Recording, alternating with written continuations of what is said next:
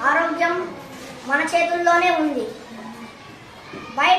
ఆరుబయట మరుగుదొడ్లకు వెళ్ళడం వల్ల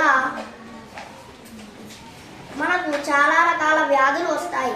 ఎందుకు అనగా అక్కడ ఆరుబయట మరుగుదొడ్లకు వెళ్ళిన తర్వాత బయట ఉన్న ఈగలు అక్కడ వాలి మనం తినే ఆహార పదార్థాల మీద వాలి మనం తిన్న తర్వాత మనకు వ్యాధులు వచ్చే అవకాశం ఉంది. కాబట్టి ఆరుబయట మరుగుదొడ్లకు వెళ్ళనేకూడదు. నదులు, బావులు, చెరువులు కలుషితం చేయకూడదు. ఎందుకంటే నీటిలో ఉన్న జీవరాశులు మరణించే అవకాశం ఉంది.